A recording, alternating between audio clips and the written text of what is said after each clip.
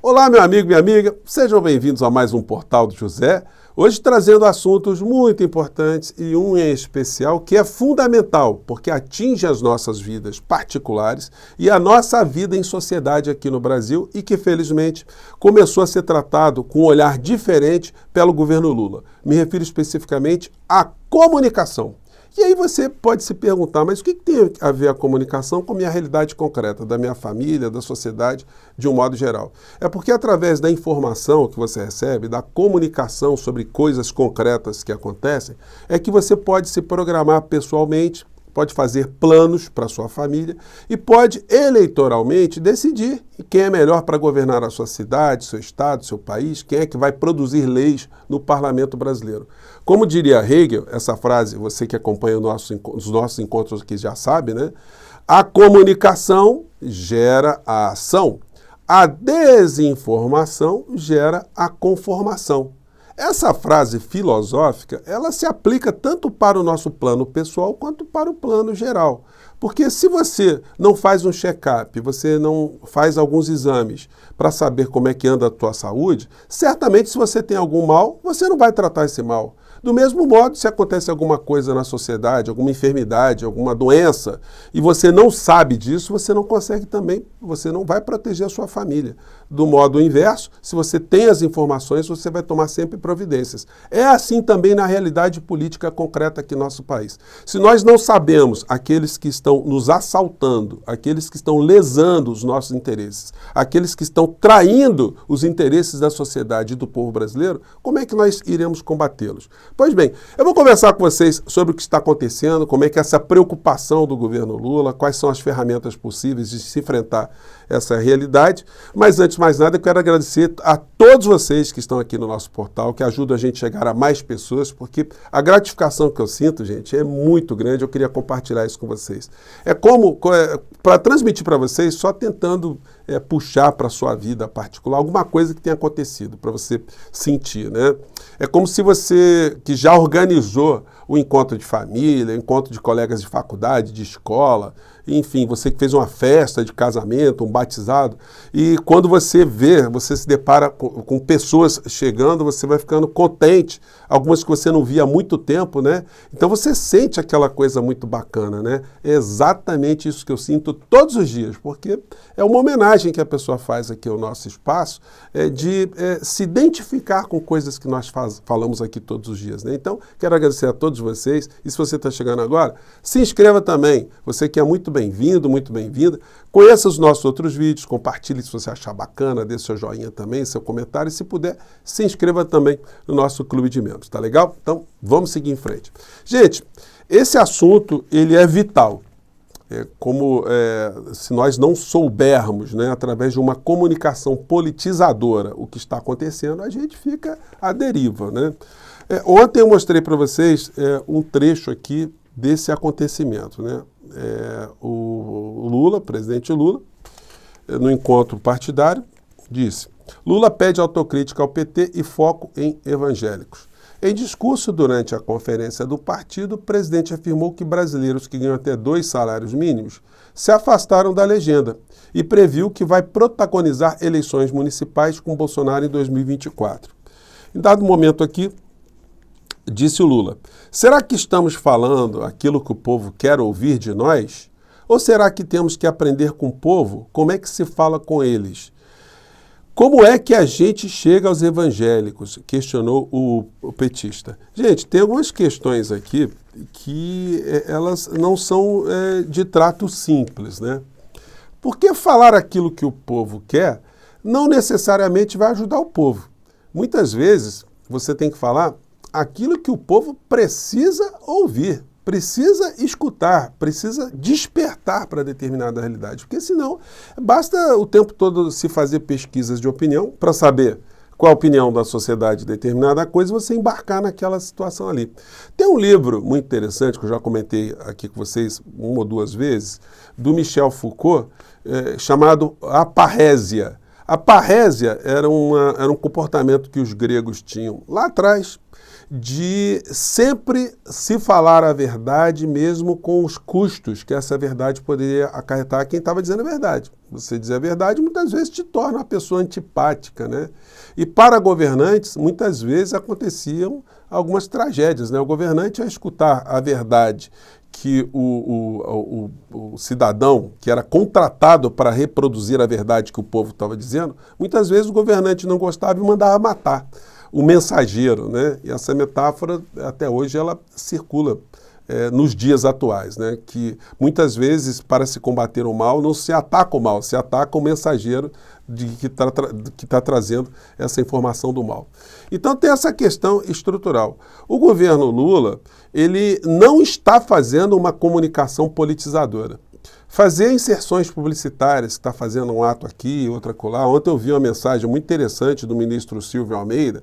Foi uma mensagem, de um certo modo, politizadora, chamando a atenção para as questões de direitos humanos. Não ficou dizendo ali, olha, o governo está fazendo isso, o governo está fazendo aquilo. Não. Ele tocou em questões filosóficas, questões ideológicas, questões estruturais, chamando as pessoas para terem mais atenção com o próximo. Uma sociedade se coloca no plano civilizado quando você desenvolve uma empatia, uma preocupação com o outro. Quando você, não precisando de nenhum direito, você se joga no lugar do outro para ajudar que a realidade seja alterada. Essa foi uma comunicação interessante. Agora, isso aqui que o presidente Lula está dizendo, de falar a linguagem do povo, bom, quem está falando, de um certo modo, a linguagem do povo é o bolsonarismo. Mas o povo que foi absolutamente intoxicado, foi sequestrado politicamente, intelectualmente, educacionalmente, religiosamente, através de décadas aqui no nosso país, que recebeu uma série de informações e, portanto, passa a reagir em função dessas informações. Enquanto nós não tivermos aqui no Brasil uma condição material que altere a realidade dessas pessoas, fica difícil chegar até essas pessoas e dizer, olha, a sua vida continua a mesma coisa, mas nós pensamos de um modo diferente em relação a tal assunto, a outro assunto aqui, outro acolá. Bom, vai entrar num ouvido e vai sair no outro. Se o cidadão está numa condição de pobreza e o governo não ajuda ele sair dessa situação de pobreza, não adianta fazer discurso, porque, enfim, a situação simplesmente vai dar espaço para oportunistas dizerem que você não está fazendo nada, que esse governo não está fazendo nada, e mais do que isso, né, que é um governo que vai atingir a sua família, a sua pátria, o seu bem viver, vai te deixar mais pobre, vai colocar ideologia de gênero, vai destruir casamentos, vai mexer com Deus, e aí as pessoas acabam acreditando nessas ladainhas todas. Ontem eu conversei com vocês também sobre a importância do presidente da República enquanto liderança maior, porque ele dizia aqui, olha, precisamos chegar nas igrejas, nos pastores, nos fiéis. Isso não adianta, porque é necessário se ter um farol, se ter alguém que puxe o discurso, alguém que jogue o discurso, que motive o discurso, para que as pessoas, aí sim, compareçam a todos esses ambientes para poder debater essas questões que estão sendo puxadas lá por cima. Então, por isso que eu tenho defendido aqui que o presidente Lula, enquanto um agente político, que ele chame para si essas responsabilidades, mostrando, por exemplo, como as religiões aqui no nosso país estão sendo utilizadas contra o povo. Porque a estratégia maligna, que já acontece aqui no nosso país durante um bom tempo, é que algumas agremiações religiosas utilizam da miséria humana para cabalar votos justamente a favor daqueles que vão destruir ainda mais o tecido social, vão deixar aquelas pessoas ainda mais pobres. Um exemplo bem prático. No último processo eleitoral, como disse o Silas Malafaia, 80% dos evangélicos votaram em Bolsonaro. E provavelmente, né, no estado de São Paulo, a mesma coisa, votaram em Tarcísio. O Tarcísio, eleito, o que ele faz? Ele começa a introduzir goela abaixo da sociedade de uma maneira geral, com o apoio dos grandes veículos de comunicação e grupos poderosíssimos, a privatização da Sabesp, que vai fazer o quê com o cara mais pobre, com o eleitor religioso, o eleitor evangélico que acreditou em Tarcísio. Essas pessoas serão roubadas. Então elas já são fragilizadas de um modo geral e caem nas garras dessas estruturas religiosas, esse é um fenômeno aqui no Brasil e em vários países também que tem muitas desigualdades sociais. Porque o cidadão, se ele não consegue explicação para suas dificuldades materiais no seu plano concreto, se ele está sem emprego, se não tem dinheiro para comprar comida suficiente, para vestir os seus filhos, para educar os seus filhos, se a moradia é precária, se o transporte é precário, quando ele procura algum posto de saúde, também o atendimento é precário, a segurança é precária.